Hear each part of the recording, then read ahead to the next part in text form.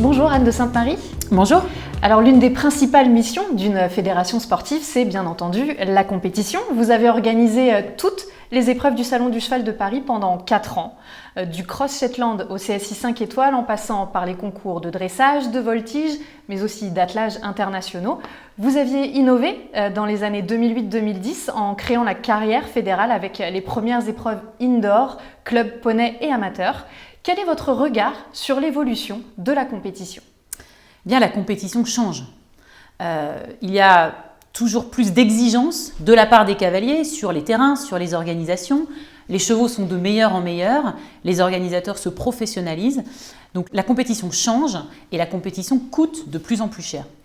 Est-ce que cela veut dire que compétition et démocratisation sont incompatibles ? Bien, je pense surtout que ce sont deux sujets différents. Je suis une fervente défenseuse de la démocratisation du cheval et de l'accès au cheval, mais on peut dire qu'il y a du cheval pour tout le monde, on ne peut pas dire qu'il y a de la compétition pour tout le monde. Et je crois que si on ne veut pas être en porte-à-faux, notamment lorsqu'on s'adresse à des élus de la République qui vous disent le cheval c'est pour les riches, eh bien il faut qu'on soit clair aussi avec le public et qu'on se comporte en fédération responsable. Une fédération qui dit, eh bien oui, il y a du cheval pour tout le monde, vous pouvez faire une balade, vous pouvez monter toutes les semaines en club, vous pouvez faire de la compétition, vous pouvez être propriétaire d'un cheval, ce n'est pas le même budget. Mais est-ce qu'on peut trouver des moyens pour réduire les prix de la compétition ? Tout à fait. Et l'un des moyens qui est en plus au goût du jour, c'est la compétition de proximité.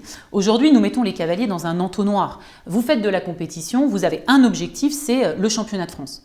Prenons l'exemple de la compétition Club Poney, qui est le championnat le plus participatif avec l'Open Generali, l'Open de France. Nous avons simplement 12% des cavaliers et 9% des clubs qui y participent. Cela veut dire qu'il y a presque 90% des cavaliers de compétition qui n'ont pas d'objectif.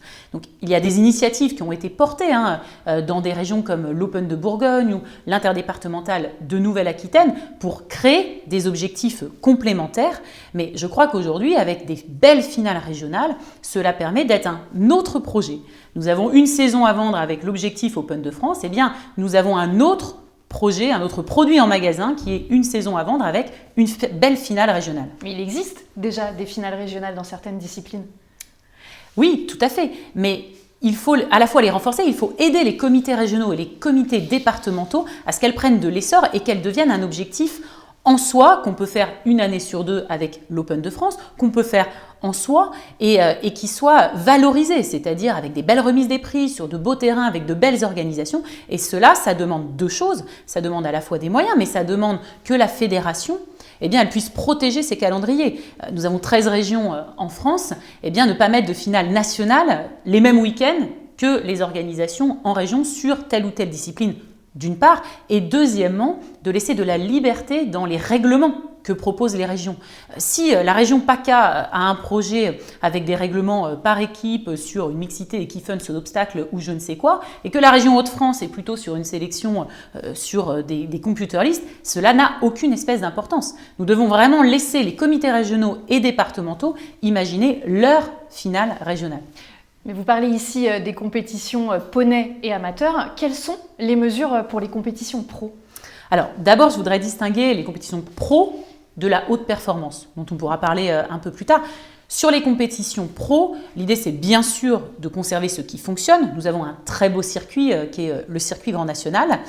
Ce circuit Grand National, il a besoin de visibilité et il a besoin de lisibilité pour les organisateurs. C'est-à-dire que c'est un cahier des charges contraignant qui fait la qualité du circuit. Les organisateurs doivent pouvoir se projeter sur plusieurs années. Donc ça, c'est une chose. Et la deuxième chose, c'est qu'on peut aussi faire évoluer, et je pense notamment au Grand National de dressage, dans lequel nous voudrions intégrer un critérium mixte para-dressage et dressage. Alors vous insistez souvent sur le fait de donner de la visibilité aux cavaliers et aux organisateurs.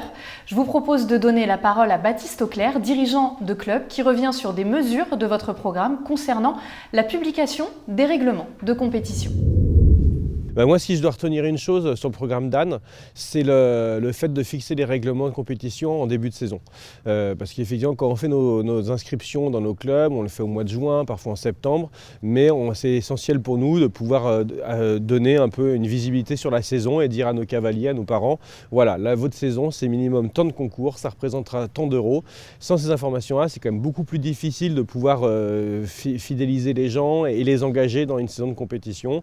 D'autant plus que si les règles changent en cours de saison, c'est un risque à décevoir des cavaliers, à les perdre.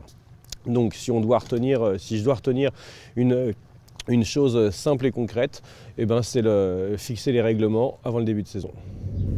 Avez-vous quelque chose à ajouter sur ce point de votre programme qui donc s'intéresse à fixer les règlements de compétition avant les saisons sportives? En fait, c'est une méthode de travail. C'est le fait de dire on concerte les acteurs avant de prendre une décision.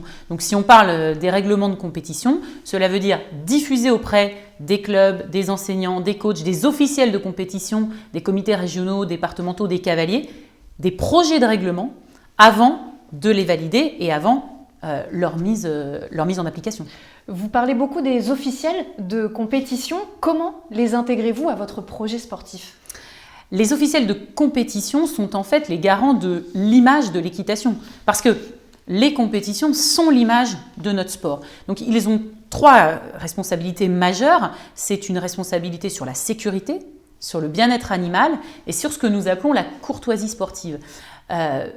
Une fois qu'on a dit ça, on ne peut pas produire des règlements et leur dire, voilà, appliquez-les. On a besoin de soutenir nos officiels de compétition et nous souhaitons le faire notamment avec la nomination de médiateurs régionaux qui permettent de traiter des sujets qui ne relèvent pas de la commission disciplinaire, mais qui sont tous ces sujets, de courtoisie pour pouvoir gérer avec bienveillance, à froid, des sujets de tension pour qu'on sensibilise généralement les acteurs de la compétition à cet enjeu. La compétition, c'est l'image de notre sport. Pour finir, vous, présidente, quel avenir envisagez-vous pour le Generali Open de France de la Motte Beuvron ? Un très bel avenir parce que nous pouvons être fiers de cet événement qui est un très beau rassemblement, un très grand rassemblement avec une attention sur la qualité. Qualité d'accueil dans les structures, les sanitaires, les douches, les abords, etc. Toujours être dans cette qualité d'accueil. Et également les valeurs éducatives portées par cet événement.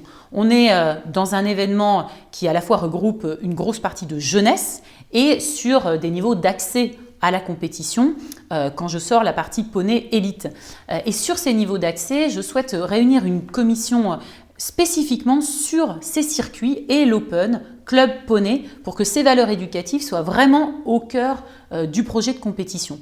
Et enfin, donner du sens à cet Open de France, notamment sur le public jeunesse, en créant un salon des métiers et des formations au sein de l'Open de France, pour que ce soit l'occasion de valoriser nos métiers et de contribuer à renforcer leur attractivité. Merci beaucoup, Anne de Sainte-Marie. Merci à vous.